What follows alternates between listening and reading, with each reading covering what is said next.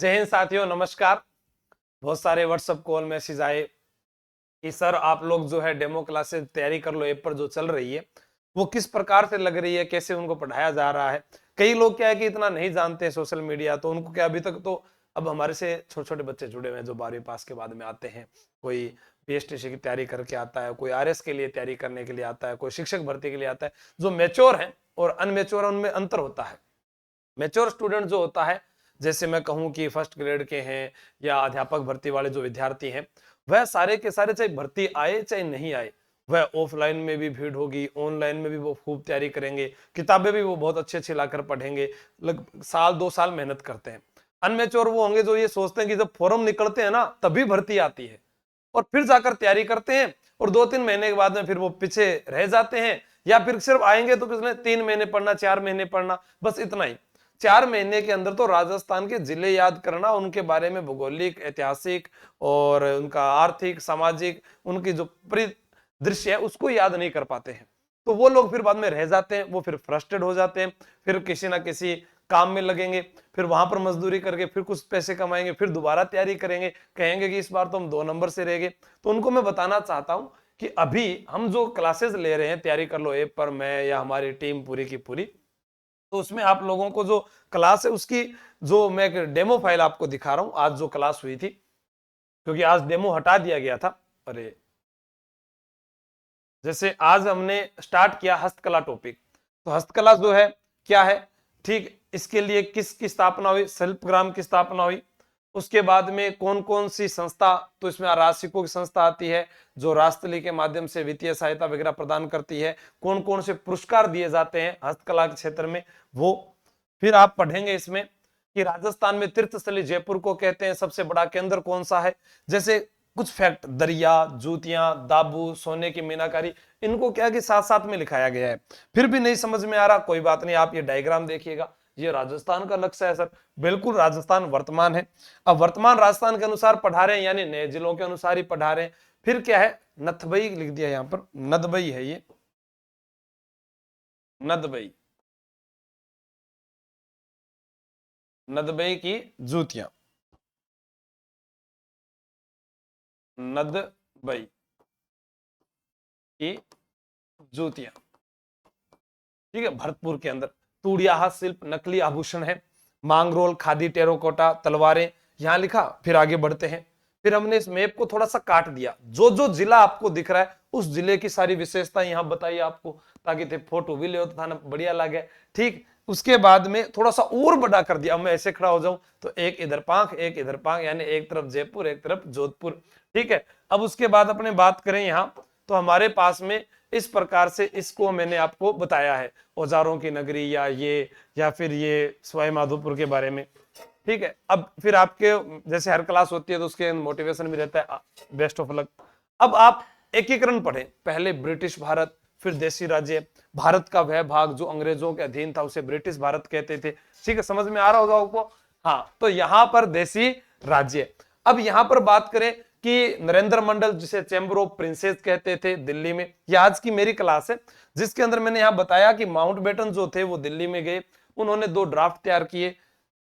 ये एक तो जिसमें कहा गया ज्वाइनिंग लेटर था, इसके बाद एक था यह स्टैंड स्टिल एग्रीमेंट, उसके बाद एकीकरण के लिए सबसे पहले भारत शासन अधिनियम में बात की गई, फिर लिथगो ने प्रयास किए, क्रिप्स मिशन, कैबिनेट मिशन, उनके अंदर भी जो बात की गई उसके बारे में।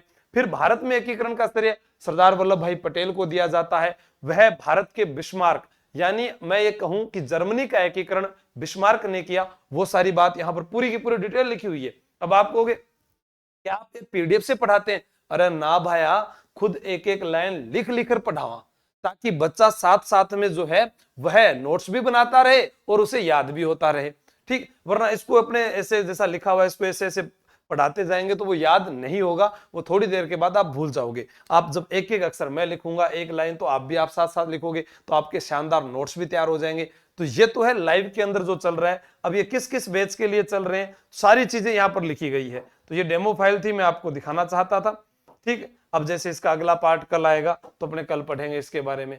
तो ये अभी वर्तमान में जो चल रहे हैं उसके अंदर जो ऑफर भी चल रहा था नेवरी सर के जन्मदिन का, जिसके अंदर स्कूल व्याख्याता, वरिष्ठ अध्यापक, रीट पात्रता, जो सारे नए बैच शुरू किए गए थे, या फिर मैं बात करूं कोई विद्यार्थी सीईटी पटवार की तैयारी कर रहा है, सीईटी पटवार के अंदर मैंने आपको पहले भी बताया था, टेलीग्राम पर भी डालकर बताया, 12,000 विद्यार्थी जो हैं इसके अंदर पढ़ रहे हैं। संघर्ष बैच जो है वो स्पेशल अपने कांस्टेबल के लिए, एलडीसी की तैयारी करने वालों के लिए, वनपाल के लिए तैयारी शुरू किया गया है, जो 10+2 लेवल का ही है। इसके अंदर, इस बैच के अंदर जो तैयारी कर रहे हैं वो एलडीसी पटवार या राजस्थान पुलिस, जिनका आगामी सपना है सीईटी के बाद, वो इसके अंदर है।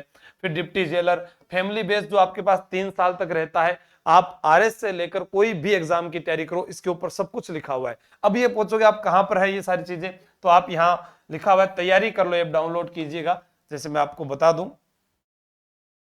ये तो ऑफलाइन वाला है जयपुर में, जो सीईटी पटवार और उनके लिए चलाया जा रहा है।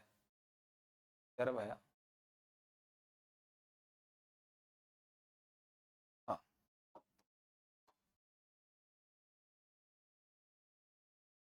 ऑनलाइन अगर आप ज्वाइन करेंगे तो आपको ये तैयारी कर लो, या फिर यहाँ मेरे व्हाट्सएप नंबर दिए हुए, इस पर आप मुझसे बात कर सकते हैं, पूछ सकते हैं।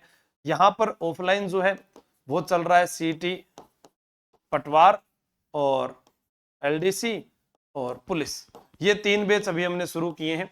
तो आप जो भी आ रहे हैं वो सोमवार सुबह 8 बजे से आए, सोमवार 8 बजे से।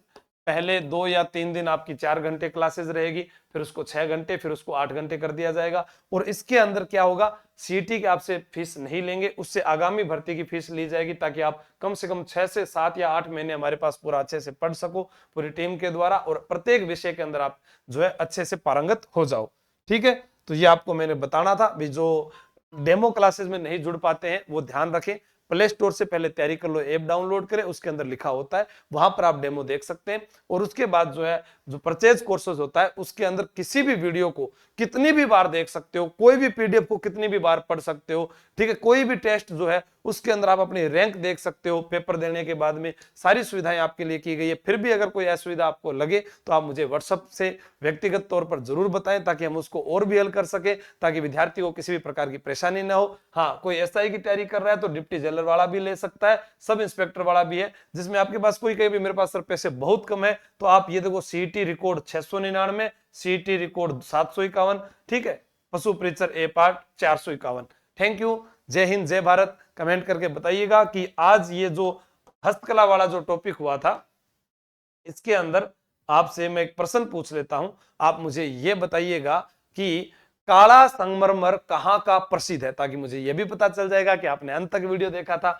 कौन विद्यार्थी इसका कमेंट देगा मुझे, जवाब बताएगा, काला संगमरमर।